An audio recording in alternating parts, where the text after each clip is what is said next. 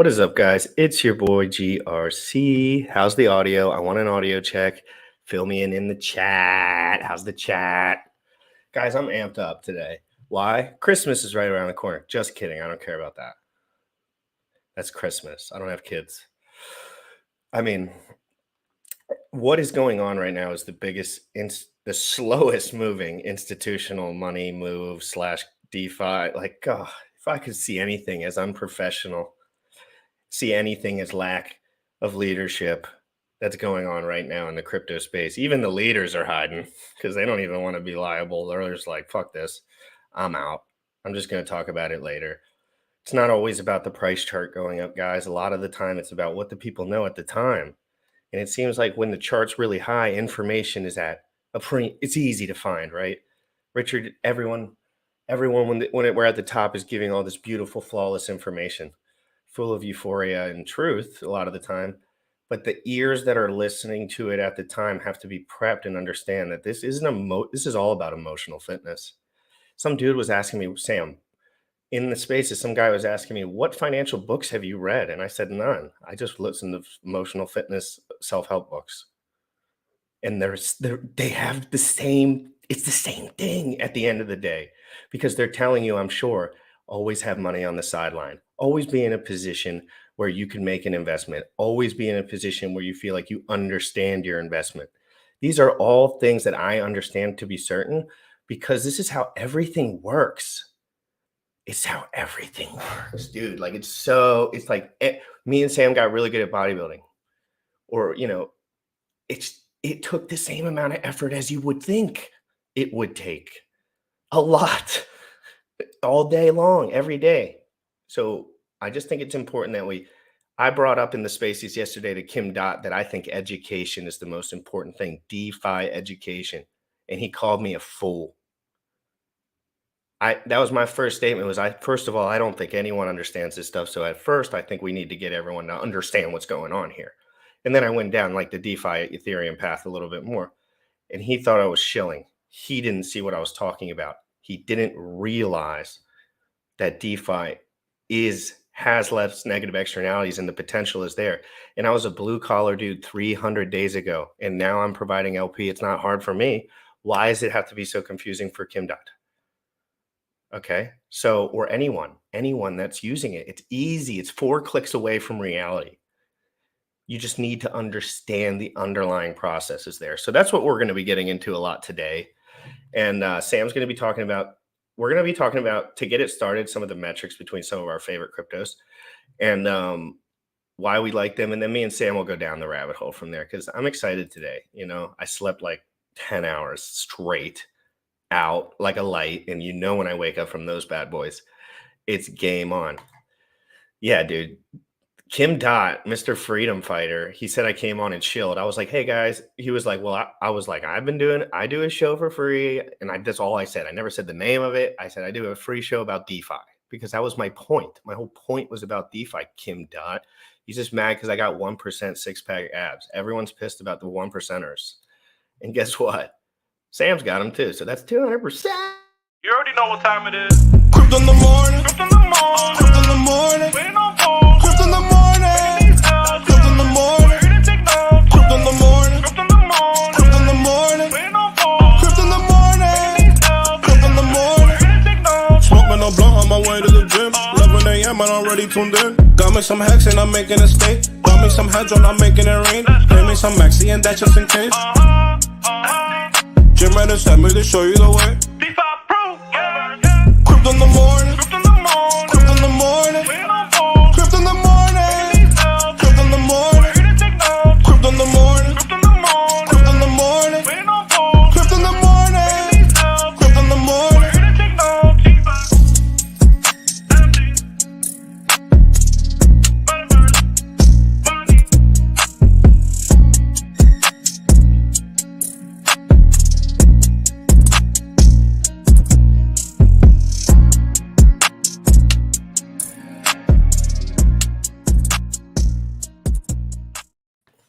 Yo, what's good, bro? I think that when you talk about Kim Dot or other people in general, there's a theme that has been sewn into the fabric of society over the last several decades, where people are looking for the solution now, and they want something that's going to get them the results immediately.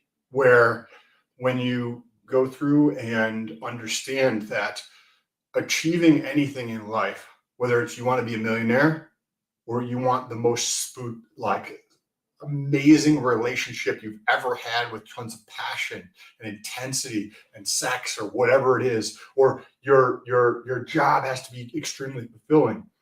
All of these things require consistent work over time. And yet that fabric that has been woven into society is look for a quick fix, look for a drug, look for making money fast in a way, instead of showing up every day, putting in the work every day in all areas of life.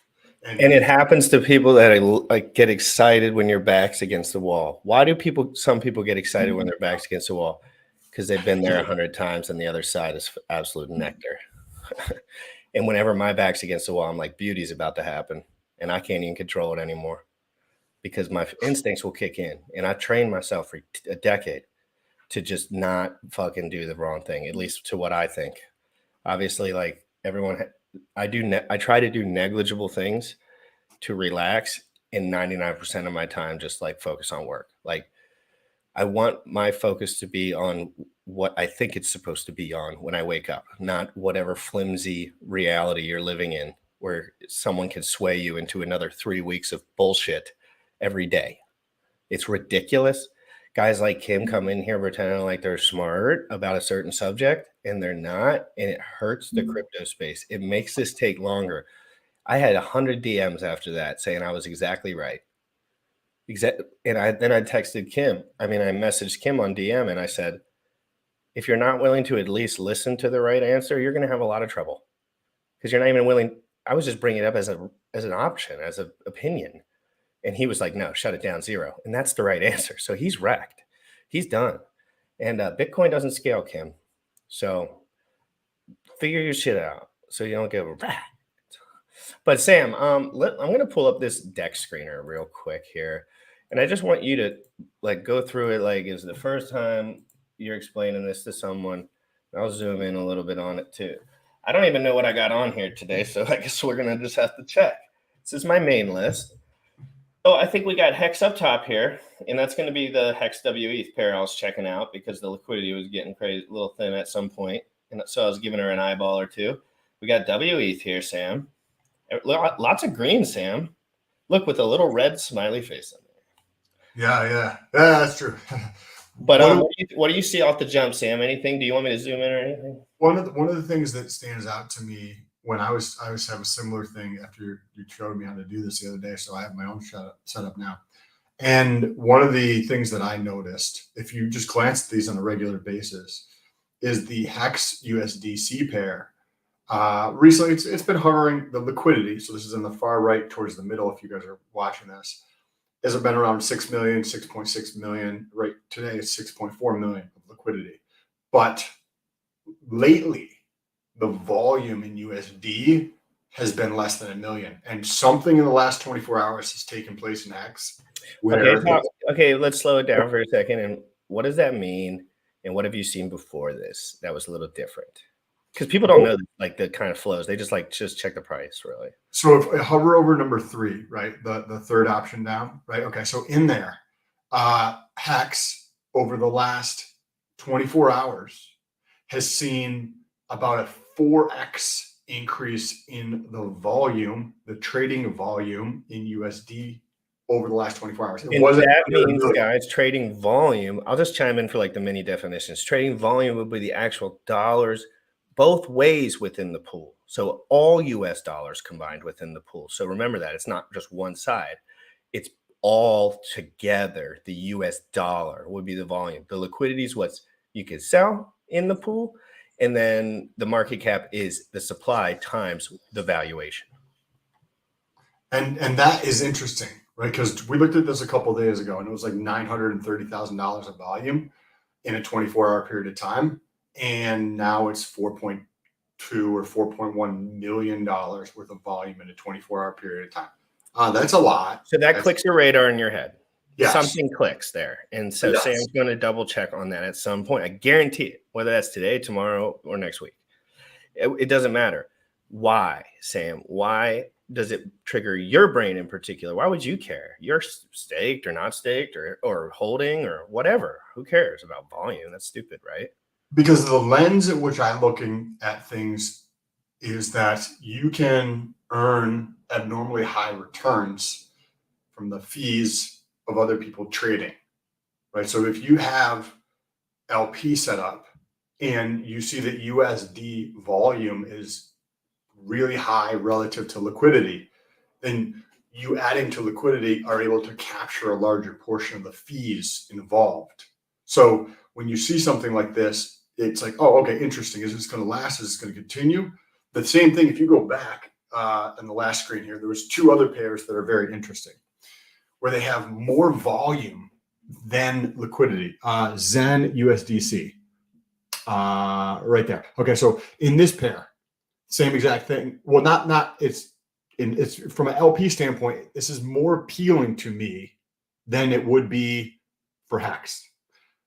In that pair, you have $388,000 of volume in a single day, where the amount of liquidity in that pool is 302K, right? So you have more than the entirety of the pool that gets turned over in USD volume. As you were saying, what does that mean? That means that people are selling Zen, people are buying Zen, back and forth, back and forth, back and forth, back and forth all day long. And the volume of all those transactions is more in terms of USD than the entirety of the amount of liquidity in the pool. So you can actually earn abnormally high returns. Same thing if you go back one more time, look at the volume in the ETH Hedron pair.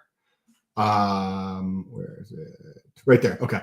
So this pair also has the same idea. If you see liquidity here is 133,000, right? Well, the volume is double that.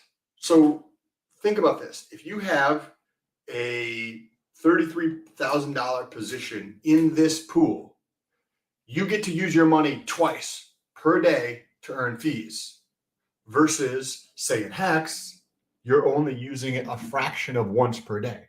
Remember the ratio, right? One of the things that I like to look at when I look at LP is the ratio. So the volume in a 24-hour period of time or over a 7-day period of time divided by the liquidity. If you're using the 24-hour volume, which I like to look at, 24-hour volume in this case is 260 divided by 133. That gives you a number that is close to 2. Any number above 1 is interesting to me. Right. And it's right. And we'll talk less about that for a second, but then I kind of want to highlight something for guys that are new for a second, or maybe just learning these things. Hedron, Hex.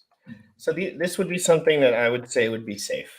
And I don't know, when I say safe, I mean, you're probably not going to lose much unless you just don't really know what's going on, because a derivative product kind of stays at a ratio with the native product of it. And Hex does the same thing too, Ethereum to a degree, but you need a little bit more chunk of change to that, make it a really real difference in your portfolio, I feel. So what do we see here? Hex, Hedron, a pair. Now, people love to trade back and forth from Hedron, maybe not so often, but like they do it, and you're going to get some fees off of that. And maybe you could find a pair that was a little more suitable to you, but this would be, for an example, this would be the opposite of a pair that made Sam excited. There's zero excitement here. There is very little trading volume. There's 40, but as far in the world, there's a reason for all of this, because anyone knows that trading between Hedron and Hex is kind of useless to a degree. It's just a waste of a gas fee unless you really have some insight that there's going to be a big old pumperoonie. So I don't on this front. Yeah. So yes, I agree. So this is a cool pair because not for learning, and from the standpoint of like, you're not necessarily maximizing returns, so to speak, but you can, I mean, you're getting a higher return than you're going to get like by staking Hex or staking Hedron, right? But what this does is it allows you to earn in these two assets, and it captures overflow. So you were talking about the price differentials between pools, right? So you might have a 1 cent difference between multiple pools. So if you're doing a large enough trade or a small enough trade, depending on the size of your bags, you can actually capture the price differential between these. And one of the things that I wanted to show you on that pair, I'm going to bring this up real quick, is the Hex Hedron pair, right? You had just had this one up here. What do we see here? It's all in one spot-a-rooney. So what does this mean in terms of LP? It means that everyone's making fees over there where the red dot is, and the guys that are holding the price to that point probably aren't making as much.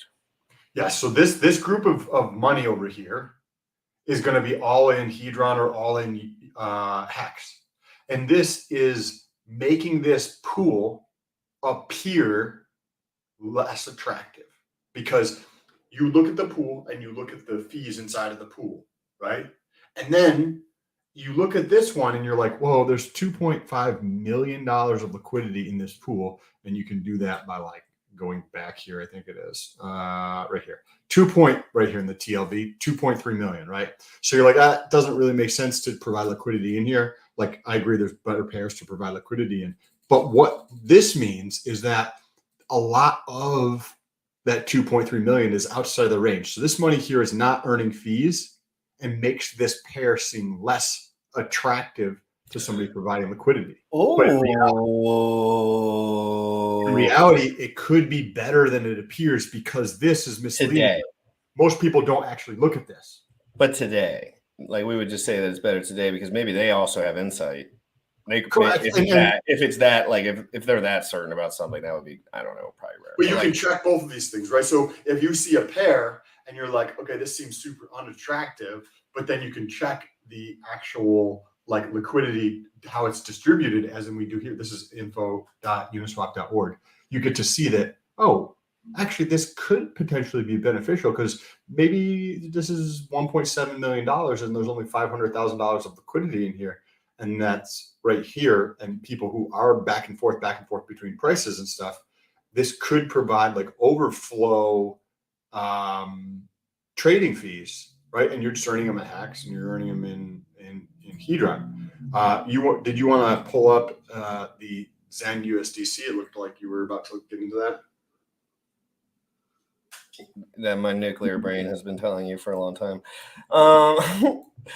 No, my brain's not nuclear. It's just normal. I just am neurotic. But okay. I don't want to say too much here because I could slippy poo. I could make a slippy poo. But I bought here. I bought right here. And I bought right here.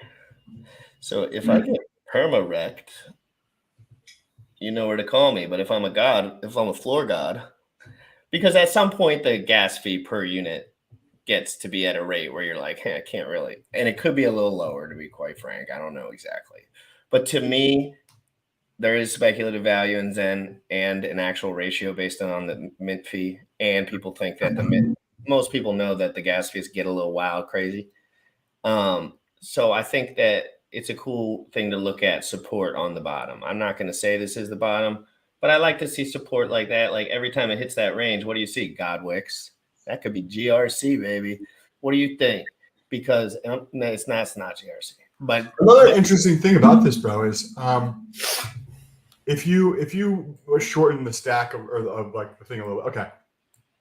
The first drop in terms of time from like high down to the perceived floor there maybe took through 2-3 weeks, right? And then the next drop from the peak down took 10 days, and then there was a smaller spike, and that's what we're seeing right now. Maybe this one is even less, and that's kind of like, in the one sense, is the peak. Well, I see people are going to think I'm an idiot for saying this, but they don't know shit, frankly. So what I see is, Sam, something like Bitcoin takes a long time to paint a full cycle. This is a full cycle painted. And I want you to know that's how I feel about this. So let's just scribble this out for a second and say right here, launch. This was basically day 1, fucking day 2, day 3, and then people stop being retarded. So I see if you pull Hex back 700 days, you'll see this exact chart. It's the same chart, Sam. I'm telling you too, like it's not a question. I've looked at it a billion times. This is what a crypto cycle looks like with low liquidity, a full one. But they paint quick when the asset has nothing in the tank because it just takes a little bit, like the valuation changes so quick.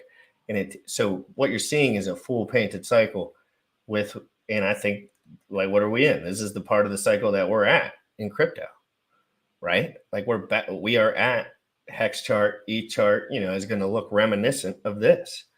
And it's finding its floor. That's all that's occurring.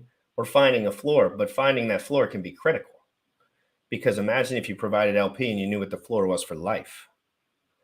Because when these things move in the bull run, they're never going to see this target again. You never see day 1 prices again. Come on, Sam. You just don't.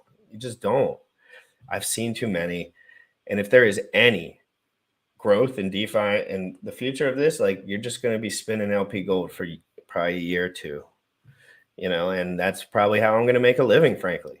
Like, if you want me to be quite honest, like the majority of my living will probably be made off that. Liquidity providing between assets that I've already made my money. I've already gotten my money back for Zen. You don't think I sold this? You don't think I'm the most locked in dude on the chart? Come on, I sold some of that. I might not have emptied my position, but I think I took a couple $100 out to get my money back, I think. I'm clean on Zen for life on the Zen side, Sam.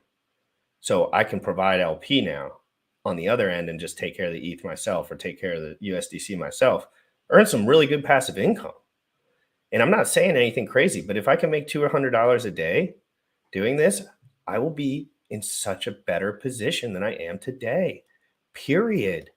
And this, I'm talking about the normal bros out here. I'm not talking about Richard and all his bullshit. I'm not talking about these guys propping up, pretending they're rich, not doing the exact same thing I'm explaining right the fuck now. They don't want to tell you this information, and I probably won't either when it's not as desireful on my heart to talk about. But right now it is. And right now is a time for guys like me to stand out. I think I've been getting into the spaces and showing people a little bit of what I got in the tank, frankly. And I've been excited about doing that. And I have that up. But I want you to go for like talk for a second, because I think that's like, I thought that was a good point that I've been noticing that in my head, that these things with lower liquidity can paint a full cycle in a week.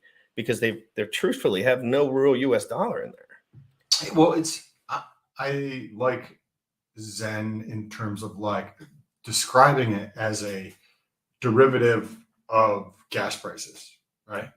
As gas prices fluctuate, the amount that somebody pays for minting Zen fluctuates. And I understand that during a bull run, what happens to gas prices is that they increase, the load on the network increases. And this next bull run is going to be different than previous bull runs. The market for crypto has grown substantially. The market for DeFi has grown substantially. And this next pump may not start until the end of next year. It is 100% possible, may not start until the end of next year. We might continue to consolidate, and all the people that are still excited about it may wait until next year, continue putting money in, and they're like, oh my God, prices haven't moved in 8 months, right? 9 months of 2023 before shit really starts to take off. But when I think about Zen and I see that, like, from an LP standpoint, that you can just get your money to work for you faster. Speed is so important, guys, in business. Speed. How quickly can you get shit done? Right? How quickly can you turn your money over back and forth so that you can make more money? Not saying trading. I'm just saying that if you can buy inventory, right, for 10 grand, I flip that inventory in a day for 14 grand, right, versus buy that inventory and it takes you 2 weeks to do the same exact thing. Speed. How quickly can you get this stuff done? And right now, with Zen, the LP is very good. Another thing that I've noticed with Zen, since I have been paying closer attention to the LP, is LP continues to grow.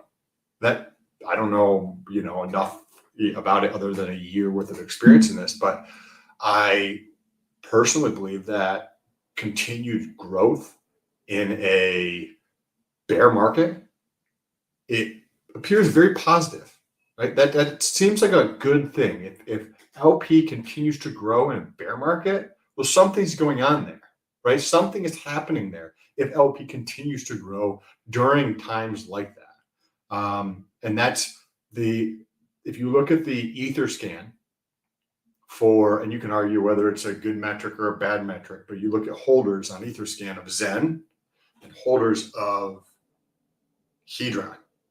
Hedron, after what happened, has started to come down in terms of holders, meaning there's more sellers, and obviously that's indicated on the chart, right? The chart is down, so you can look at the number of holders, and that's decreasing. Zen price chart is not indicating this, but the number of holders is going up to the right. What does that mean? How is this going to play out? Like, is that at some point, right? If the holders in Zen, the number of holders continues to go up, and you're like, it's a biased number because everybody has multiple wallets. Cool. You can decrease that by some number as long as it's continuing to go up, right? You can divide it by 2. You can say people have 3 wallets on average. You do whatever F you want, but as long as that number continues to go up, at some point, that catches up with the chart, right? At some point, that's going to catch up with the chart. This thing is less than 2 months old.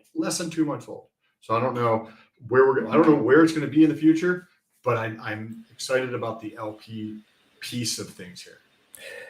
Especially if you find a floor and then and then you feel more fluid with. That's kind of what I'm waiting for personally, but again, volume is volume. Anyway, so before we switch on topics, tell people assuming that it was live and it was public, right? You had talked about how somebody has employees and they use LP to pay for those employees. Can you talk about that for a second? And then I want to give a comment. Well, yes, I will talk about that for a second. And at the end of the show, we're going to be playing. I just found that, dude, it's a 4-hour and 50-minute thing. I found it. I found the spot where I started. So in the Kim Dot thing. Oh, okay, cool. So I found that. So it's sitting up right here on my left. And so Coast X came in and said, he pays hundreds and hundreds and hundreds of thousands of dollars for employees per year. And he said a strategy for him was to ask them what cryptos they would like to have, since they all have the cryptos that he probably has a lot of already. And he just provides liquidity between that asset and then pays them in the yield. So only the yield. He's losing no principal on that. And he has big enough stacks to make that happen. But it's very interesting as a business model. I wonder if anyone else uses that business model that has employees. So this is really important. Super interesting. So if you have employees and you're paying them $100,000 a year, right? And you have the capital in there, right? Even if you just have $100,000 of capital, right? So if you pay somebody $8,000 a month, right? That's $100,000 a year.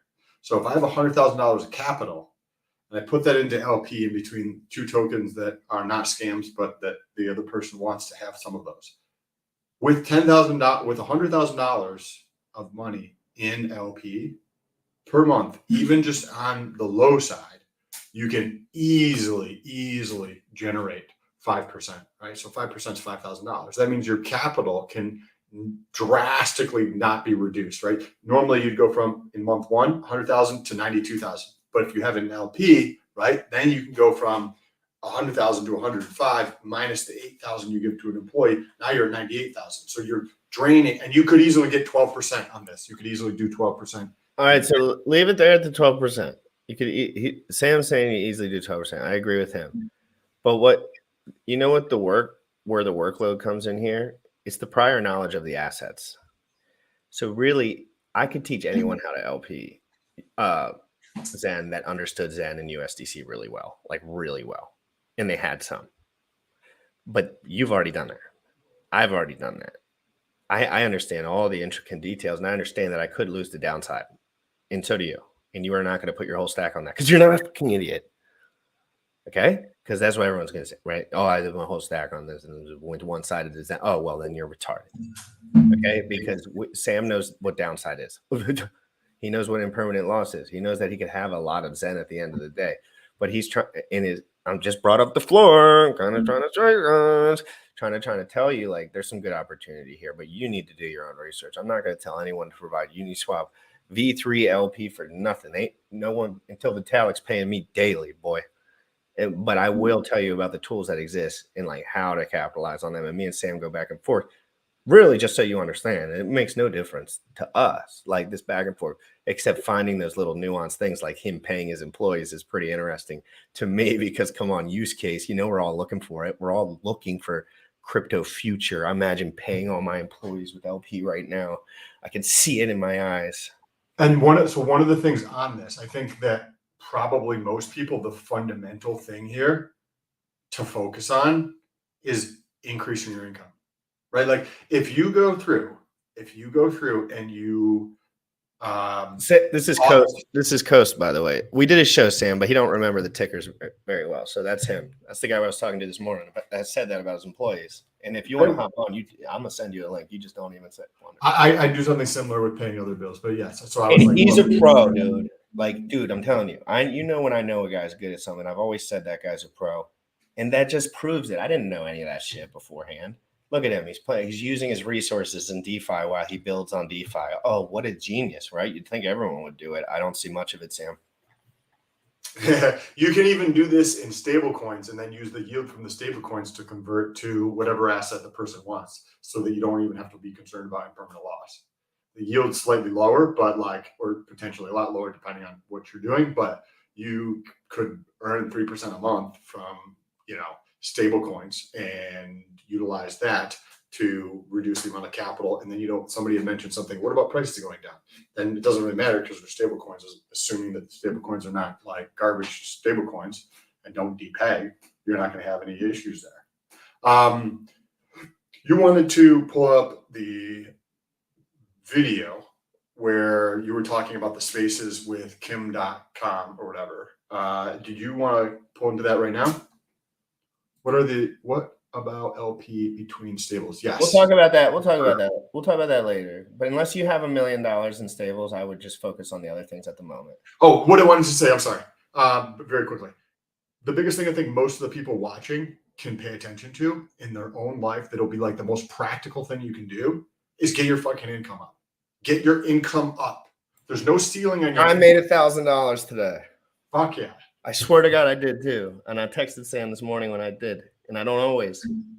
And it's 3 different resources. One of them being my renters. They randomly. So get your income up, everybody. You get your income up, and then like Stoic XO, right? You could take your LP and start doing shit. You're like, well, I don't have $100,000. That's why, because you're not focusing on your income. Get Sam, your income I up. made $1,000 today, and 100 of that goes into cryptocurrencies for me today. I already did it. I just put it in I just was like, whatever. So I could have put it in anything, I guess, but I could have put it in USDC, but that ain't going anywhere. It's staying in the system, right? Unless I burn it all on fees or like go to 0 on something, I guess. But that's in there, and I'm gaining leverage in a lot of different assets for me, fun assets, some not so fun, some use case, some a lot more use case, all up for open debate. But I got my hands in a lot of cookie jars, and I'm telling you, I got long-term thoughts about all of these things. And I make sure that I'm in that long-term position first because I ain't willing to miss the boat, right? But it doesn't have to be like what you think. You don't have to spend $1 billion and send it out to fucking Jupiter. I spent 3 or 4 grand that's still active within my Hex stakes as far as USD value right now. I think, I don't know. It might be a little higher than that. It's probably like 10 T shares roughly. So that's like 60 Hex a day or something. So, but that's cool for me. If Hex goes to $1 and I'm making $60 off that a day and I still have a big fat baggy poo-poo, I'll be stoked on that. Be happy as fuck. And that's really a floor for what people really think is going to occur. So I think that spending less and setting it up properly is the key. But imagine, Sam, if you have all these long-term, 10% long-term on a lot of things you feel really great about, really. You just feel like you want to be a part of them long-term. Some Elon Musk stuff, some Jack LaVenne stuff, maybe some Richard Hart stuff. And then the rest of it, you just LP got it. And then you're like, okay, 15 years from now when the kids are running around, we'll check back on some of this stuff. Because let the USD value appreciation do all that work. Get the yield for today. But let the USD value take care of you on the long end with just little. And I think it's critical to talk about some of these things for the average person, at least. And this is exactly what we talk about in this exactly to a T what we talk about, the average user. Kim Dot wanted to know, how does the average user make a little bit of money in crypto? This is basically what the conversation was safely. And I just told him learn DeFi. And I did 300 days ago, and Ethereum is great. And he told me, Want to play that? Yeah, we'll play it right now. You tell me to stop. I am going to pee, so give me 1 minute. I'm going to play it. Guys, in the chat, I want to know exactly if I made a mistake, if I said something that was stupid as crap, if I said the smartest thing anyone could have ever said. I do want to know your opinion on this, because I kind of put my, this is the middle of the day. I was working and I came in here and I said my piece. It takes a lot of gusto sometimes to just come in here and just, people think I'm emotionally bulletproof. The truth is I just put myself out there a lot, and it is a little stressful, but I need reps. Repetition is my king. I've always been that way. I like getting in front of these guys until it's so normal to me that I don't even think about it. It's part of my process as a social person, like social media thing. So let's play this. We got Kim Dot, 1 million subscribers. We got Kara Bull. She's got some, she's giving you a little what's up with the whisper face. We got Sphinx, Jim Rat Crypto, and a couple of really smart guys down here for real. Like these guys chime in and they're all like, they have gold, they have crypto, they have, they're all over the place. So I'm going to listen to this for a second, guys. This is Kim Dot, again, 1 million subscribers, entrepreneur, innovator, gamer, artist, internet freedom fighter, father of 6, is telling everyone that vaccine is killing everyone on the internet. So that if whatever you think about that, it's a little bit wild over there in Kim Dot zone, but I kind of stay out of that. I stick to that LP. So let's keep it going, guys. I really enjoyed this. This was exciting for me. 33.4 thousand people watched this. Wow. Holy smokes. This guy must be real popular. All right. So let's go. And I want to know how I did and if I was rude and if I was improper and if I could have had a better approach. I also would like to know that. Wonderful. Awesome. How's everyone doing? Great topic.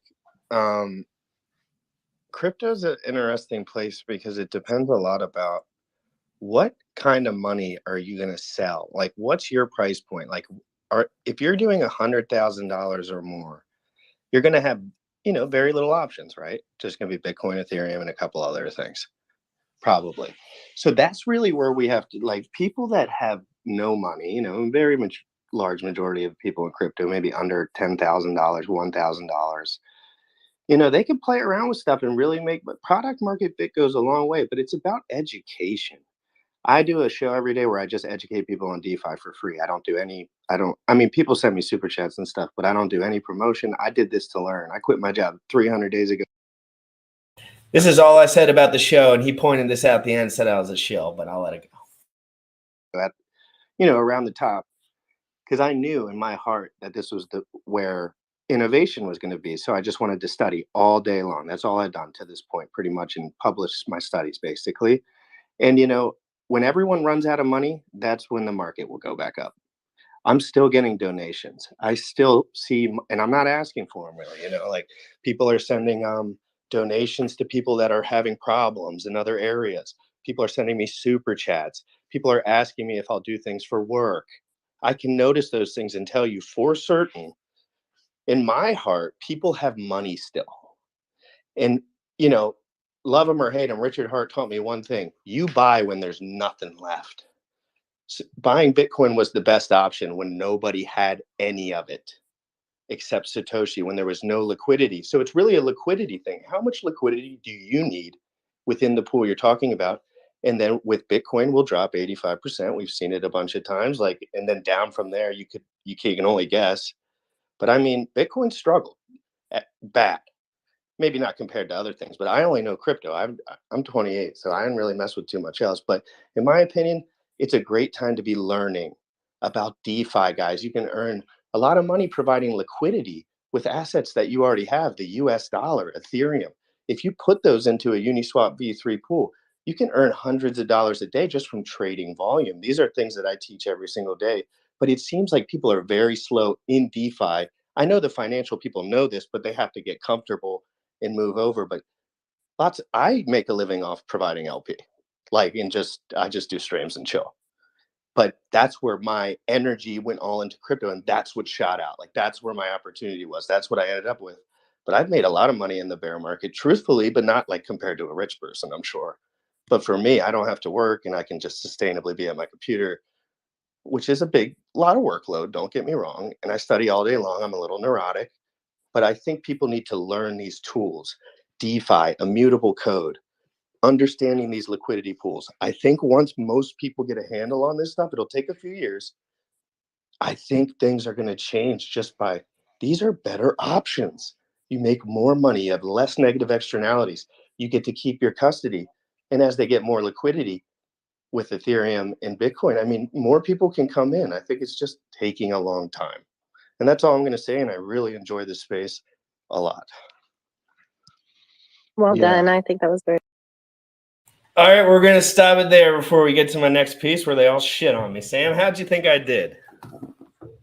I didn't think you were anything crazy about trying to show your shit, but respectful though. I was respectful. Yeah, I think that like it's I can understand why it's perceived that way, because this space has a lot of people that do that, right?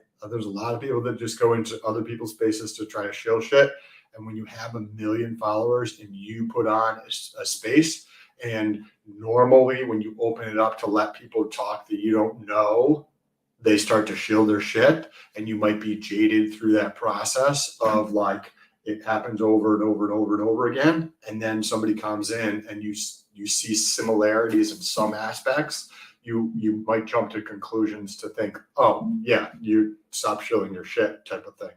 But it didn't come across that way. Oh, and I talked about Zen. I talked about it. It goes, man. They talk. Let them talk for a minute, because they talk for like 5 or 10, but then he starts asking like, "What's a good opportunity right now? Like, what's the opportunity? Like, where's the opportunity lie?" And I chime in again, and then I just rage quit. I just said that you guys are stupid, and I left because they were like, "Well," I said, "No, just boot me if you don't want me to talk." I said, "You invited me up here, just boot me." Like, it's like I'm not shilling my shit, just boot me, and I just left. And then Jack went up and talked, and I didn't listen to the Jack part. And I talked about Jack right before I got off. So I'm kind of interested to watch the end of this. This is pretty good. I forgot. Oh, shit. I was going through it a lot at this time yesterday because I was giving my heart and soul to it. It might not seem like a lot, but this is what I do, guys, every day. This is what I fight for. And if people with 1 million subs are going to let me up there, I'm not going to I'm going to say my piece if I know what's going on in that conversation. But I've gone in many spaces where I don't speak, because frankly, I don't know what the fuck they're talking about half the time. It's stupid. It's about like banking shit that I think it's regurgitated knowledge about SPF, and it's stupid. Frankly, that's what I think. Like SPF will show up. That's what is caught on the top, by the way. So like, remember who the shill is. Like, who's really getting the most followers from bullshit here? Kim Dot whatever. Because he doesn't know what he's talking about. He doesn't know anything about DeFi. He only knows that you can buy Bitcoin and it might go up, but it might go down. And that's all he knows. And he made that very clear. It was a shill, but I also had to tell them what the fuck I had to give them a point of perspective at the same time. Like, hey, like I was just like, I do a show for free. I quit my job. That was like the little perspective. Yes, it was a shill. Okay, let's go. I got 50 subs off that shill, motherfuckers. No, I'm kidding. I have no idea. So let's listen to it. I'm a little nervous. I'm a little scared, but let's go. And Sam, at 11 at your time, just jump off, and I'll probably do the same. Very well said. So she one said thing very that well we said. need to keep in mind, right? The vast majority of people don't have the time or the willingness to learn in great detail, DeFi and how all of these things work. From all the spaces that we've done after the FTX crash, one of the big lessons really was that people don't even know how to keep their own keys. They don't even understand how that is safer than putting it into an exchange. So, to expect that everyone who doesn't even know that is going to learn about DeFi and all the other things, that's really not realistic. So I think the best service that we can do to those people who really don't have these insights and don't have the time to learn about all the different tools that are available out there to make some money in crypto, even in the bear market, what do we say to them about where the market is heading? Because I do have a strong feeling that we're not at the bottom like everybody says. I have a strong How feeling low that do it's. you think we can go, Kim? Like I in your mentioned eyes? earlier. I mentioned earlier BTC at 5,000 is a real possibility. Oh yeah, for sure. Oh, I think for sure. I think it's a Yeah. possibility for sure with no issue, but it'll bounce right back up to a 7, 8, 9. I don't know. Yeah, we'll have to wait and see. So let's just assume for a moment, worst case scenario, sometimes in the first quarter of next year, we get new regulations because they do work on it with urgency now because of what happened with FTX, right? So I would say probably not before Christmas, but early in the next year, we may get a regulation package that starts hurting stablecoin, for example. I mean, that's another big drop in the market if that happens, right? And then you have other regulations potential when it comes to exchanges, how difficult the government could make it for you to exchange between fiat and crypto and KYC requirements and all this stuff. That's all coming and that's not priced in yet. So that is what I'm worried about, right? People just need to be aware of the potential and the downside because of the regulations that are surely coming. Everybody knows that. But I think people don't realize yet how difficult it's going to be, for example, if stablecoin disappear. I always tell people to have cash on the sideline ready for a play no matter what, a good amount too, at every moment of your life. Yeah, but I also think with the going back to kind of Kim's point with the advent of DeFi and people struggling to, understand what a seed phrase is and using their own wallets, we got to remember kind of when the internet was invented and first came out, when smartphones first came out, there was minimal adoption. I remember kind of teaching my parents how to use the internet, teaching my parents how to use a smartphone in the beginning, and now they use it sometimes more than me. So I think we can say it's the same thing with kind of Web3 and DeFi. Is we're still at the early stages of that adoption cycle, and that it's only going to naturally, with any new tech that comes out, if you look at that adoption curve, and we're all here as your kind of first adopters. I still see it because generally when a new tech comes out, I always see myself as one of the first adopters of that. So, and I'm still learning and growing within this space. So I still think we're only there on that adoption curve, and it's still going to be, and I just looked at kind of the internet and smartphones. It took at least 5 years for kind of every person, or at least 5 years for every person on the street to start using technology and it kind of being widely used. So, I think, when you say people are still learning, it's a good thing that they're asking those questions. It's similar happened with, other new technologies we saw. People were afraid of it, didn't really know how to use it, were scared to use it. But, when they saw it was faster, better, quicker, more efficient, they ended up adopting it. And I see that kind of with Web3 and DeFi.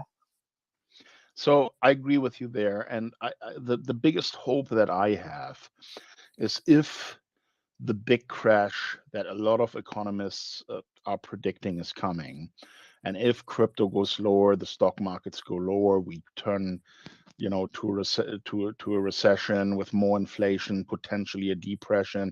Out of that chaos, out of that pain, may come the realization that for the masses, that the old system didn't serve them well for the people and has actually led to this massive destruction of prosperity that people were used to, right? And out of that situation, I think people are going to look at crypto not as a casino, not as a speculative asset, but something that allows them to take their freedom back and to have some stability and to have some, safety in their financial future, where they don't depend on other big players, the elites, the government, large banks, and however they behave. Once crypto becomes an asset that is actually being utilized day to day by millions of people, that's when I think we're going to see the rise of crypto and people taking power back, from the system that we currently have, which is completely corrupt. Yeah, I think that, that's a super strong point, is that this will help people realize what were these inequities in this current, financial market, in the monetary policy being used, because, DeFi and what's happening now with Bitcoin is the closest thing that we're getting to kind of free markets. And, we have this, huge emerging, international community that's all accessing, these new free markets or potentially free markets. But really looking at like money itself, I think that people don't understand how centralized banks work. What is money? And obviously, Bitcoin is another type of money. But the first empirical evidence of how banks literally create money was only done in 2014 by a German economist called Richard Werner, and he did the first empirical study on how banks create money. They are the credit creators, and it's really that most of like these generations of people have been trusting the monetary policy, the fiscal policy, and the way in which money has been, created. But now, as we're seeing, the monetary policy has led to huge inflation. It's that boom bust cycle that's really helps the elite, kind of buy the dip, as it were. And realistically, these central banks, they're just printing money out of nothing. And it's really all there. You can look up the study by Richard Werner, who's an amazing German economist. And we can just use this as a really teachable moment for us to look at the systems that we've been relying on for this whole world, because fiat purchasing power has plummeted. So, ever since the Fed was created, the book of Jekyll, the Monster of Jekyll Island is another good thing to look at, the creation of these systems. So yeah, I think that we need to look at centralized banks, what is money, and how to use these free markets of DeFi. If like the use makes a If I can just jump in here, sorry. I just wanted to touch on the point that was made earlier about Bitcoin not having a bottom, and I also wanted to touch on where can we put our money going forward, looking at a longer time horizon, and expect a maintenance of our value, or at least appreciation over time. So just speaking to the Bitcoin chart, I do have like a lower target of 13,000 in the local time frame, but after that, if it does break that level, I don't see a floor till at least 3,000. So there's a real possibility Well, we you can go there. you're just speculating during this time. Yeah. So yeah, I'm just going to move on from that point. Yeah, I'm also an investor myself, so I'm always looking at where can I allocate my capital, right? Like in these kind of macro times, with these rising rates and inflation and all that kind of stuff. And I'm a proponent of diversifying your investments, and I'm more traditional. I'm more into the physical assets, housing, precious metals, even anything from artwork to collector's items, things like that. I tend to store my value, watches, things like that. I put my value into that, and we do still have a little bit of downturn coming. I understand there's a bit more pain coming, whether it's going to be a recessionary or if it's going to be a depression that's going to be global and painful, and lots of death and destruction around the world. I'm still kind of on the fence on that, but yeah, I agree. There's a little bit more pain coming till at least mid next year. Hopefully they will start back into inflationary times with the pivot of the rates. They can't continue raising rates like this. They're just going to eat up the entire tax revenue and just be forced to continue into a deficit spending. It's just going to be a spiral. So yeah, I'm still trying to put it all together, where it's all going to go, because, this is all built on an impossible system. The first dollar itself was created with interest, so it was debt to begin with. You don't even have enough cash in the system to repay all the existing debts. So I don't know where this is all going to go, but even in a world where there's no currency, no money, physical items can still be traded and have value, right? So at the end of the day, you need to resolve your energy tokens, your USD or whatever, into physical assets. But even then, you get into a question of like, how do you enforce your ownership if you have a lot of physical assets, right? Like at the end of the day, without violence, can you really enforce your ownership? I just wanted to add that. One interesting thing that I find in all of these spaces is that when people talk about investment, they're talking about, the big games, get into real estate, do this, do that. Most of the people here will have less than $10,000 in crypto. And for them, the fear is, say, if I lose even more, that's all my savings gone. So I think we need to be a little bit more realistic about the audience that we have here in any space in crypto needs a bit more realistic. And what I'm trying to do is give people that don't have millions, but rather thousands. I think I mentioned that advice right in the beginning. But how do you think their conversation is going? The guy that was talking about the central banks. So I think this is an area that most people don't understand. Like, if the government created money, it would be different than if the banks created money. And the way that it is set up, where the banks create the money, not the government, you have a system that makes the banks rich, right? What do we know? Like the people who buy shit, hold on to it for a very long time, get wealthy. The people who own shit get wealthy. And the people who stand in the flow of money, right? The transactions, like owning things where people transact volume, get rich, right? And this system has been in place in multiple different iterations. And every single time in human history, it has failed. Every single time. But there's plenty of examples where state, as in the government, actually created the money, not the way that it is currently done, because a lot of people think the government creates money. It's not how it works. If the government went through and actually created the money, and you could create a system that wasn't based on debt, right, that wasn't based on interest and debt, the way the current system is set up, there's plenty of examples in history how this has led to the flourishing of different societies around the world. But with the current way system set up, it is only a matter of time until it collapses. And every single time, you don't think that the people at the top are going to lose, do you? Right? The only people who are going to lose are the fucking peasants, right? The peons.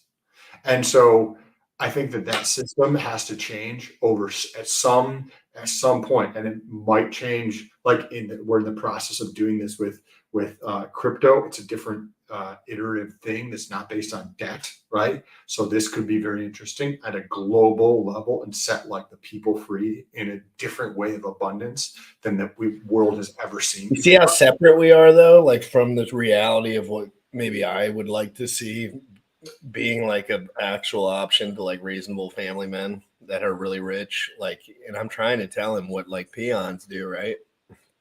To like survive, right? Like You're muted. You're muted. Sorry.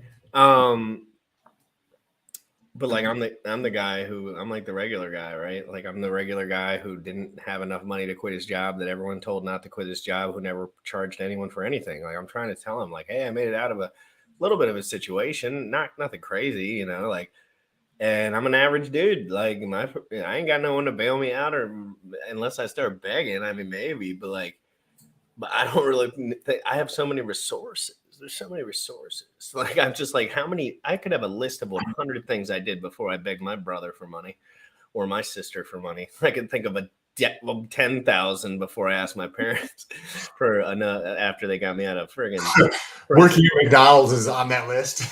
Oh yeah, 100%. Uber would be actually over that, so I'd probably just go with the Uber option on that one. but yeah, I think these guys we're really far away, right? But the knowledge gap isn't that big. These guys are acting like it's just really, really just out of this world. You know what I mean? That people could even speculate on something going down 50%. So, guys, we got a long way. Richard really did put in a good amount of work a couple years back trying to help a couple guys like me figure out some of the ropes here. Because a lot of those things that he taught and the real details, Sam, not the fluff, they remain true today. And I will not forget that unless it's not true anymore, right? Like, but I still think Richard's pretty spot on. I think it could be a little longer than he potentially thinks or ever has experienced. Maybe. Like, he's only 40. Like, maybe he didn't have too much tied up at the time in 2008. Like, maybe he was kind of off the radar then, you know? So, dude, I'm telling you, like, until you feel death and despair in your heart, and Sam's felt it behind a cold freaking cage, and Sam's felt it in family ordeals and friend ordeals and life ordeals and fights and, you know, real things, and men get but I tell you what, you isolate Sam in a house for 10 years with nothing except a computer and not even like no communications, he's going to be a shell of himself to a degree, because all humans will fail all by themselves. Like, because you have to counteract your actions off of the lack of action or the action of other people. You can't, he's not Jesus. Like, he has to see that other humans are doing things so he can move, right? He's not just like coming up in his house like LP is the way. Like, he's like, no one's using this shit. They're all stupid. But with that being said, I do like to walk through doorways like this and just let the world create who I am. I do that. I would do that by myself, which is all human perfection, right? I like to do GRC that. is the new RH. I think RH. I'm 3 times lighter than RH. Weight wise, for sure. Weight wise, yes, and volume probably. Radius probably more, because I'm lean around the waist, and frankly, I have 1% cuts. So I don't know if we'll ever be the same type of man, frankly. But I'm just kidding. RH is RH, right? Like, I am me, and if I can get super popular and tell people and even do a piece of what I think that he did for me, like, that's cool. But I really do think I can get more popular in all these dorks. Archie's S says this very nicely. Oh, and that was a great point you had, by the way, about that was intense what you said right off the jump, because that's you were telling these rich dudes what they didn't know, frankly, and I wouldn't have been able to really point that out, but I knew they were stupid. But a Fed Reserves is a private entity. The government borrows from its interest, income taxes, just to pay the interest on the debt. Government could issue their own money, no debt base. Yeah. So how it works is I have money, I have the resources, and I get authorization from the government to do this, right? So then the government's like, yeah, sure, because obviously the people who are creating the rules, I'm just going to pay off on the backside, right? So I have this special privilege to create money.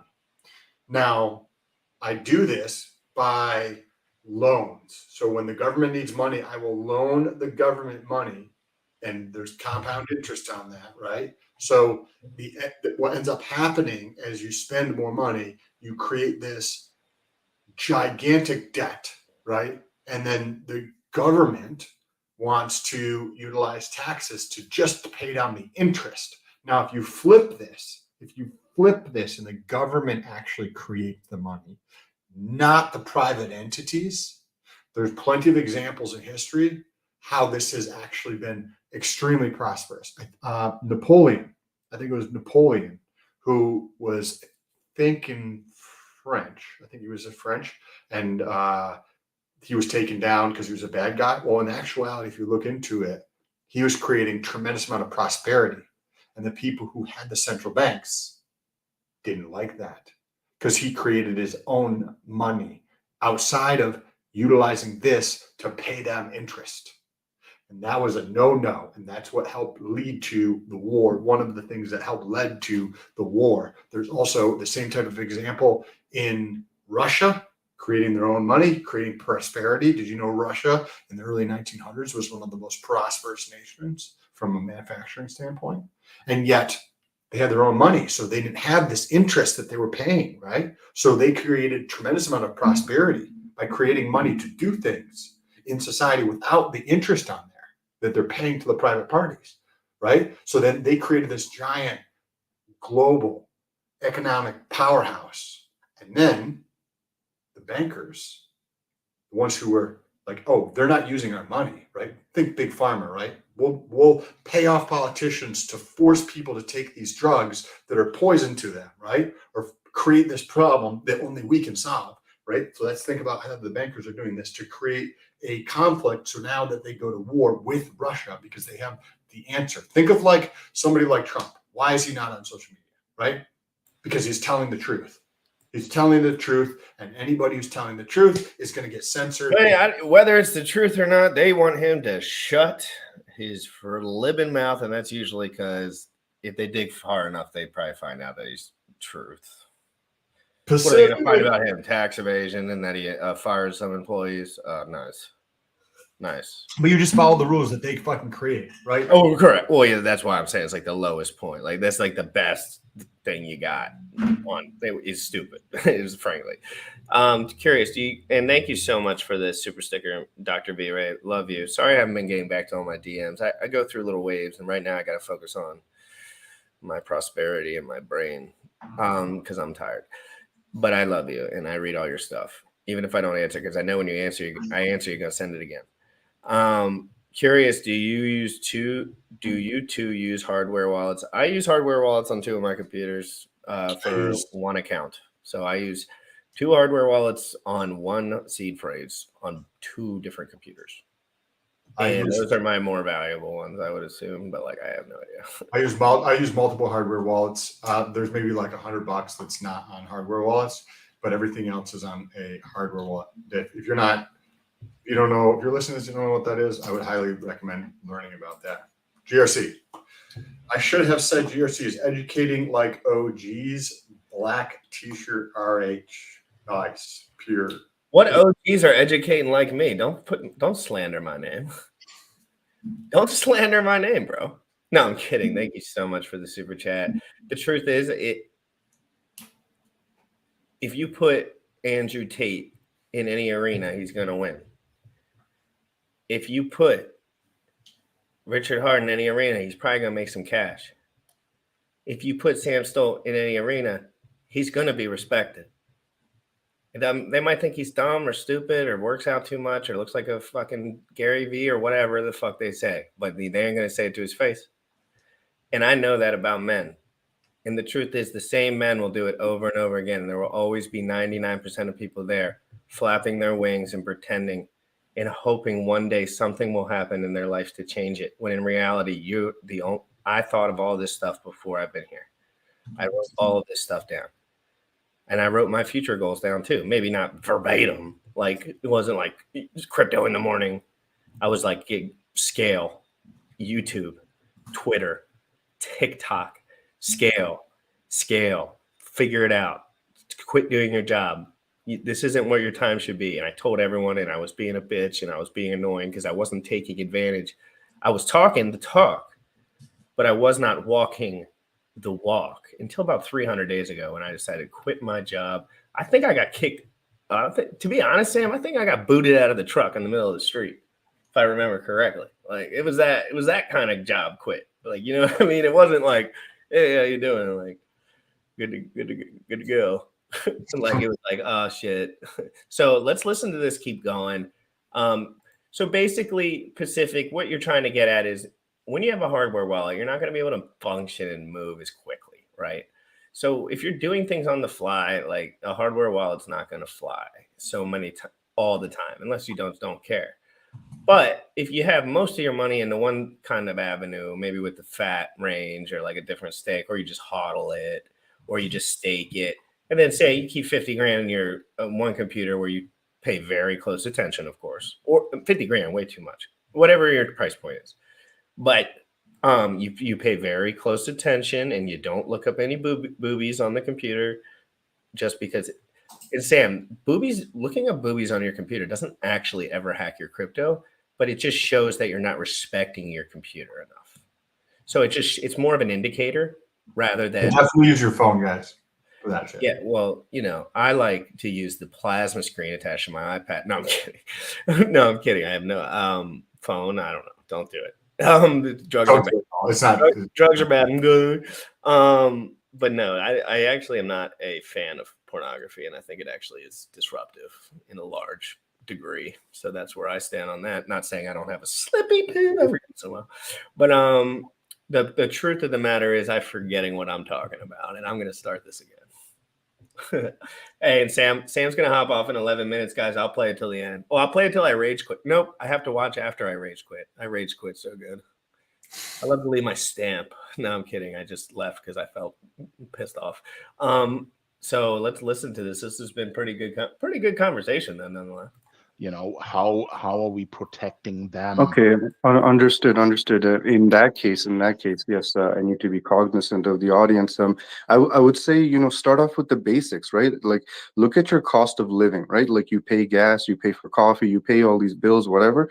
Try to, invest in the companies that you're paying bills to, right? Like, if you're paying energy bill, buy a stock in Enercare. If you're paying gas, buy some crude futures, something small, right? It doesn't cost so much for the average user. So you're kind of just a second. You're kind of hedging your cost of living, basically. Sorry to interrupt you there, but energy stocks are literally the worst thing you can invest in right now because of the global energy crisis. You don't think they're gonna fly just based on the supply and demand dynamics? Well, you see that governments are now putting out price caps. Energy companies need to be saved with, large rescue funds. Like, this environment is so unstable and so dangerous. Like, I think any stock right now, it doesn't matter if you're buying the product of a certain company, it's just something that is not really a safe environment. I think that if the stock market crashes, there will be more red than green, and significantly, less opportunity to have any kind of return from the levels where you are now. So what I really want to hear is, what is the ultimate safe haven for people? Let's just assume for a moment things are going to get much worse, and we're just trying to give them a way to exit their current position, park into something that is really safe, and then take opportunity when the crash has happened and everything is worth a tenth of what it's now. That's when you want to re-engage and use the capital, even if it's just a couple $1,000s. If you kept them safe in that big crash and you then have some capital to go back in, that's when you may see your 5x, 10x, something like that down the road, right, later into the future. But I don't think there's any realistic expectation that that's going to happen anytime soon. So what is the safest play for people that have, let's say, less than $10,000 in crypto right now? Okay, I have one, which is, I think it's not exactly sexy or the most fun perhaps, but for those of us who are collectors and grew up as collectors, what kind of bridges the gap between a safe long-term play and still giving you some sort of engagement with junk silver, any American coins from before 1964 or so. Just, you can buy them by the bagfuls. Gold is great. I love gold. It's if you don't have a place to store a ton of silver, then it doesn't take very much, as long as you have the right place. I'm a big fan of gold and silver personally. Sounds like Jim Rat disagrees. Yeah, I mean, I agree. You will not potentially not see massive increases in value, but you're also not going to get hit, by exactly what's potentially coming, right? So you stabilize basically your position. So how stupid could two humans fucking be? Real quick, I'll just say this. They're talking about dudes with $1,000 buying junk silver right now, Sam. Junk silver. Like, what are they going to do? Melt it and make it into a necklace? Or do you have to, what middleman are they going to suck to sell it? $1,000 worth of silver is where this discussion has gone. And I'm not going to beat around the bush. That's retarded. I agree. Like precious metals as a for the common person, I think is a tremendous waste of time to gain financial freedom in your life. Right? Like, yes, there's plenty of places to sell silver. Like plenty of places to sell. But it's $1,000 worth. It's what the fuck is it going to do for you? Nothing. It's going to hedge you downward so you still have $1,000. That's basically what they're saying. And if you don't want to get into crypto, probably a better, in my opinion, a better investment than leaving it in cash. They're going to just continue to print to oblivion, right? Like, so yes, better than cash, but fuck, why would you put your money in precious gold, precious silver? Like, and I think I make that very clear in 1 second. You let everything else go down much more, and then it's a worst case scenario hedge. Can I have a take on this, since I'm kind of in just like all I've ever done is crypto, so I don't even know what other stuff is, and I've been fine. So basically, my whole thing is like, poor people are poor. Okay, if you only have $1,000, you need to figure it out, because the dollar's going to zero. Gold doesn't matter. It's against the dollar. It's going to, you know what I'm saying? So like, they're going to change everything, right? At some point here. We don't know if it's 10 years, 5 years, 1 year, 20 days. But I'm just going to get a little technical for a second, but not too technical, because I know not everyone's super like DeFi, but Ethereum is now deflationary. I would never buy Bitcoin, by the way, but I'm not buying $100,000 at a time personally of anything. I would never buy Bitcoin as someone who only uses crypto. I bought Bitcoin once at $3,400. I sold it at $57,000, and that's it for that. I never went back, and that's how I kind of not retired, but had enough money to kind of play around for a sec. And I'm a risk-on dude, guys. I'm 28, so please, like, I'm a risky dude. I don't mind all a little risk, but I'll tell you, Ethereum is now deflationary, meaning for the first time that Ethereum's units are just headed down. It's getting burnt like crazy. And that's going to be the guys with a higher price point. If you're spending $10,000, $20,000, $30,000 on a buy and you want to really speculate on something, I would watch more on Ethereum, because it's going to do more X's with the same negative downside as Bitcoin. Bitcoin has the same downside as something that's going to do more X's. And we know that already. I mean, I'm not going to explain why, but if you look at it forever, it does a little better, especially at this point. But it hasn't been around as long. This is about liquidity. This is about how fast something can move with real money behind it. It takes God mode's amounts of money to move Bitcoin.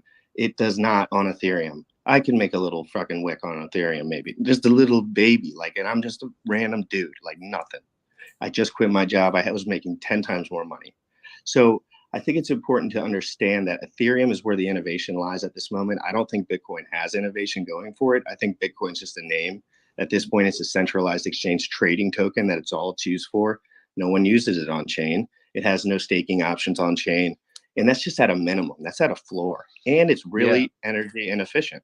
So I disagree with you for one reason, and that is that if the crypto market crashes further, it's also going to affect Ethereum, no question. Yeah, but I mean, I know, but just look at them against each other as they go down. One pushes up constantly, all day long. Ethereum pushes up on the chart, and Bitcoin flops over comparatively, about 5 to 1.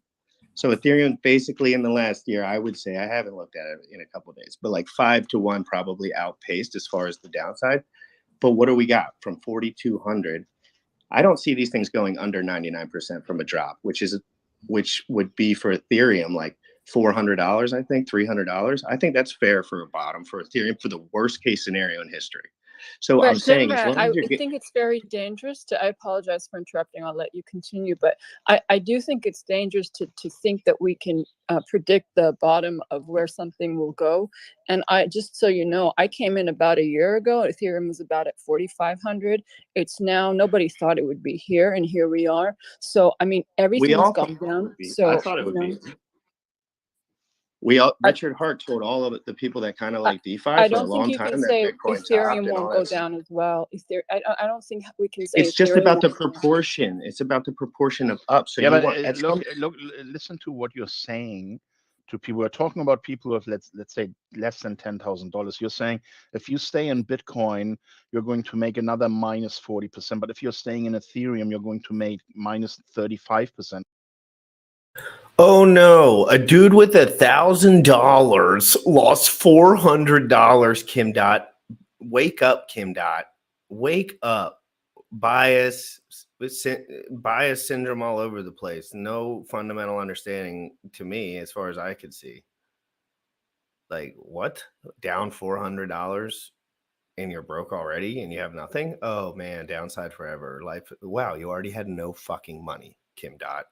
Like, that pissed me off because it's just like, well, you don't do math. Like, I'm not even a price chart guy like Richard or anything. Like, but geez, just Kim Dot. Like, please, if you're gonna write SBF will show up, act like you know something about crypto or investing, please. At least, like, look at I don't know. Maybe I'm wrong. And I mean, how is that good? Yeah, It's but you're both going to of it make a is shit. 15x rather than 3. So, I mean, if you want money, at the end of the day, you have to beat the dollar. You have to put your money in the things that are going to propel you past that point. What are you going to do if you make $1,000 on Bitcoin? You're going to make $5,000 max in a year. What? That's the max best case scenario for a pleb. No, plebs need to be in risky or volatile assets. They just need to know that they're in those. Yeah, but not That's the thing. now. It's education. Now is not the time to enter a crypto market when it's still, having down. Well, it's the best time to join is when everyone's scared to death. Well, that's not That is now the best because time to join. The everyone best time says to we're at the join is bottom, when there's right? no one left So to sell. that's where we're absolutely not right now because everyone is saying we are at the bottom. This is it. No one is really scared. Oh, right? we're not They're at all the bottom. saying, We're not at the bottom. exactly. So don't give people the advice to buy Ethereum if you're not at the bottom. Well, we'll keep an eye on this long term, but I think if for 50% downside, I think that is totally fair play for. I think if you lose $500, that's totally fair game, and if you make $100,000, I think that's better. So I think for someone new, they need to propel their asset a little bit. But I only do 10%, 20% of my money in crypto. Like I just don't. But I have one thing to say before I let. Guys, I do a little Zen talk here because he's talking about people with low valuation, right? And I'm going to just say this the way it is rather than the way that everyone interprets it. That's retarded. Ooh, that's 50 push-ups. Fuck. Damn, that's another 50 push-ups. So that's 100 push-ups for GRC. But I said exactly what I thought to this moment and exactly what I would have said. It's not misleading at all. 50% saying losing $500 as a pleb is misleading. Like, that's misleading. That's stupid. That's wrong, incorrect in every single way. They were just talking about buying scrap silver. So they're wrong. The faster you accept it, the better. Jack speak because he put his hand up. I'm talking too much. All right. I do this. I think there are some gems out there. But when it comes to buying these cryptos, there's a few things. One thing that stuck out to me a lot, and Jack is raising his hand, so it just clicked in my head. I've really enjoyed Zen Crypto, and it's an ERC20, and it has fair distribution, which is the reason I like it, because I don't like rich people buying the whole supply right away. That pisses me off. And this one has a minting phase. All you have to do is pay a gas fee, and I've really enjoyed my experience with that. I think learning about stuff where you can pay very low USD valuation and still kind of learn and have something worth it, I think Zen Crypto would be the thing I would have to. That's okay. So personally. let me say something in response before I give the mic to Jack. What I don't like about guys like you coming in here, the first thing you did was promote your channel and tell people, this is what I'm doing. You can watch me here. I'm doing a daily podcast. That's fine. I let that slide. But then you're telling people, Ethereum, very specifically, invest in that. That's just what I like. Yeah, it's okay. But, we are here trying to talk about the worst case scenario and what people can do to prepare for that, to be in a safe haven, in a safe place. And you're not contributing by promoting your channel and then promoting stuff that you are probably already invested in. So I'm having to call you out on that because I think that's selfish what you are doing. And let's just now listen to Jack. I wasn't trying to do that. I'm sorry. Yeah, just but that's me and how unfollow it me. I came don't care. across, and I'm just Dude, telling I you my don't make honest any opinion. money off any of this shit I've done. It's okay. But let's listen to Jack. I would like to hear what Jack has to say. Hey everyone. Hey Kim.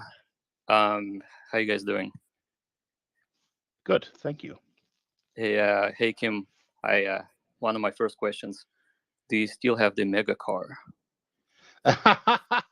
Man, that's ages ago. I don't have it anymore, but I'm glad that you remember it. You know, most people here wouldn't even know what that is. I was a big fan of a mega car in 2003, 2004. I love that thing. Love that thing. Just for a little bit of background, back in those days, I created a car where you could browse the internet by multiplexing 16 GSM wireless channels into one. So we had enough internet speed to do video conferencing in a moving car at a time when mobile data didn't really exist. And so I tried to innovate in that space. And, you know, fortunately later that multiplexing technology has. Of course, Jack comes in with the flattery to one up fucking GRC. Son of a bitch. I gotta smack him. Coming in right. I didn't know the big boy liked the big fluffing. I don't know anything about him, frankly. And I was so unimpressed with the. Damn it. Fucking one up by Jack again. He takes the Hex community, then he vampires me. He's smooth like butter, Jack is smooth.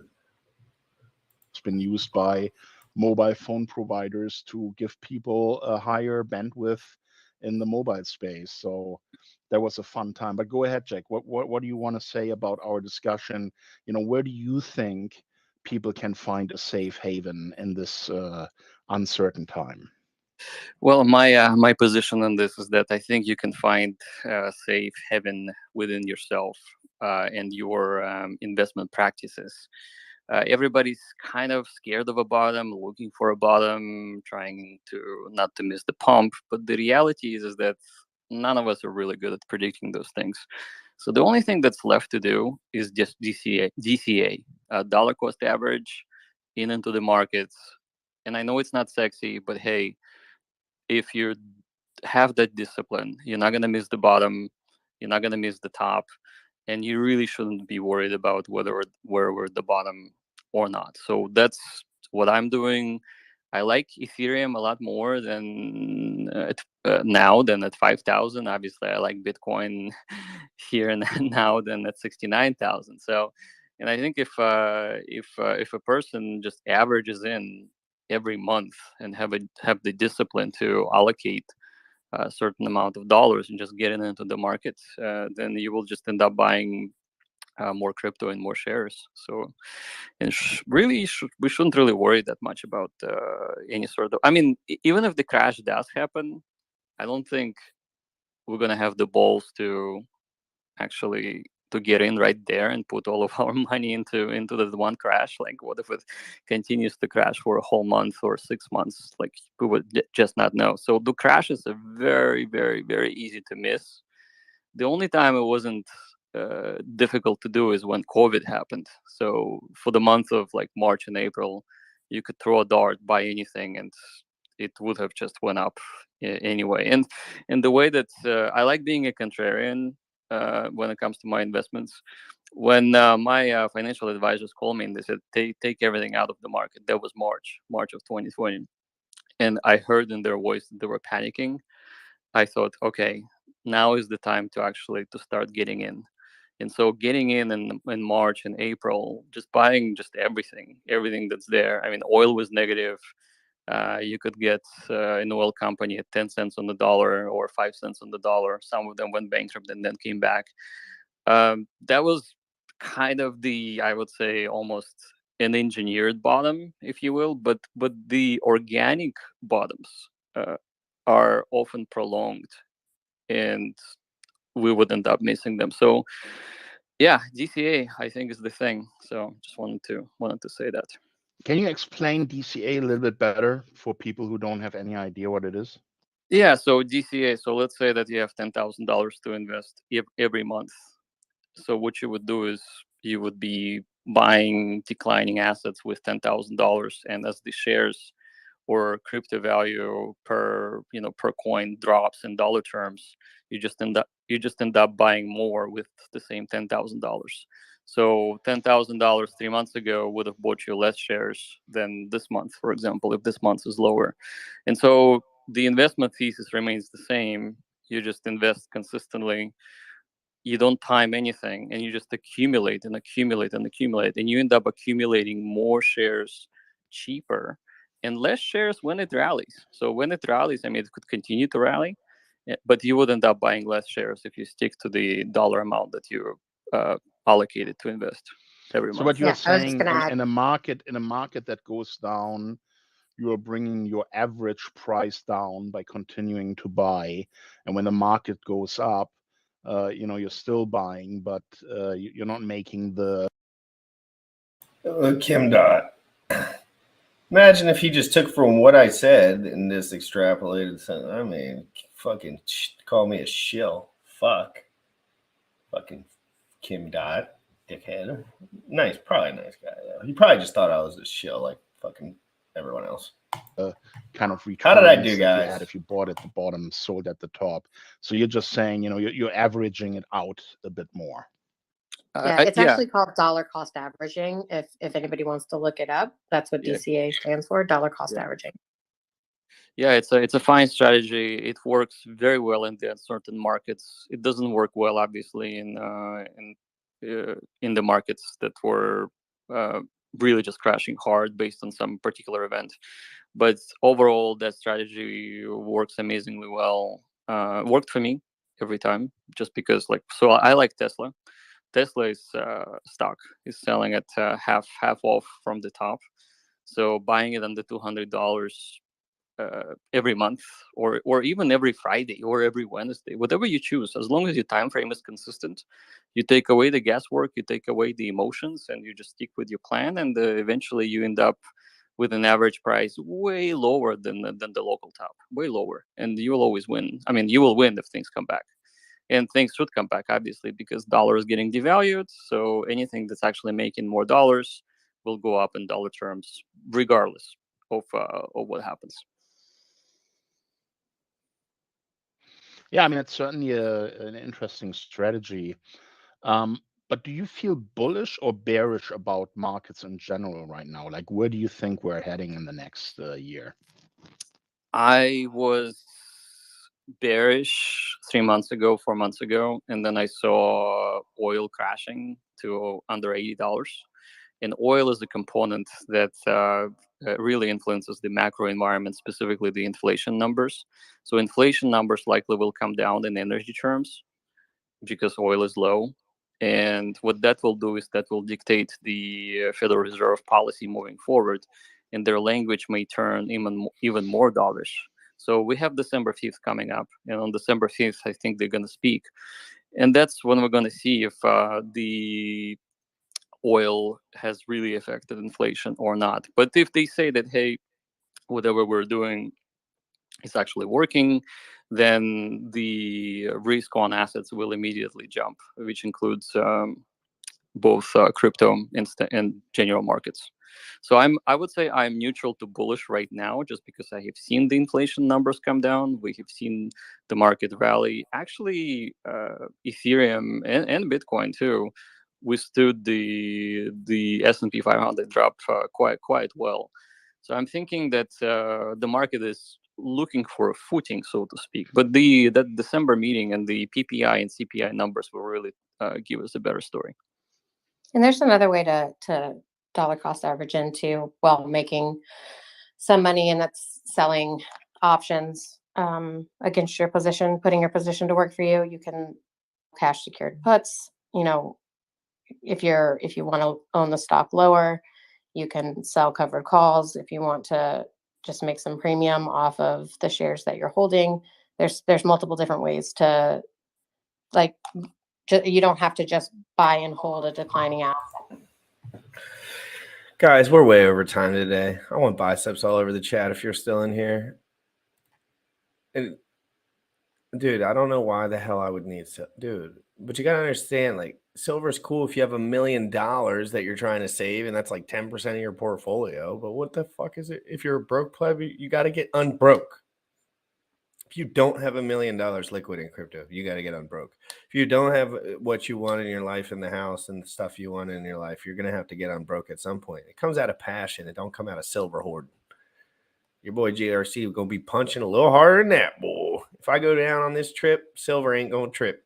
Silver ain't going to save me. I promise you that. Yeah, dude, let's be honest. If I'm going to get nuked to zero, there ain't no silver in the world that's going to save me, boy. There ain't no silver in the world, boy. I want bicep. What is Trayvon and Jack doing alive? Let me guess. No hard questions. Just kidding. Let's be real for 1 second. You know GRC is the only one who brings you that detail in crypto right now. Everything else is just entertainment. And I think I got a little hair of that too. Guys, get out of here. Biceps in the chat. I haven't talked to Bullish in a while. Biceps for Bullish. Biceps for Sam. Biceps for me. I got the picture of the dude crying. It will be framed in the back tomorrow, guys. Have an amazing day. Go watch Jack Levin and Mr. Trayvon. Let's see if they do some good detail over there. Have an amazing day. Crypto in the morning, every single day, 11 a.m. Eastern. Follow me on Twitter. I'm all over Twitter, baby. I was in Twitter with BitBoy, Richard, Mario, Kim Dot, spitting. Let's go, guys. I'm pumped up. Crypto, best time to be in crypto is right now. Emotional fitness is the key to success. If you don't understand how to become emotionally fit, you must focus on this first, because that is what it takes to be super successful. Emotional fitness. Be happy in the middle of the storm. Life is good, guys. Problems happen all over the world. If you're not in a situation where anyone's hurt and you're not going to die or go to prison or be maimed in any way, you're good to go. Crypto in the morning. You already know what time it is. Crypto in the morning. Crypto in the morning. Crypto in the morning. Waiting on phone. Crypto in the morning. Crypto in the morning. Ready to take notes. Crypto in the morning. Crypto in the morning. Crypto in the morning. Waiting on phone. Crypto in the morning. Crypto in the morning. Ready to take notes. Smoking a blunt on my way to the gym. 11 a.m. and I'm already tuned in. Got me some hacks and I'm making a stake. Got me some hedge and I'm making it rain. Pay me some maxi and that just in case. Jim ready to send me to show you the way. Defi Pro. Crypto in the morning.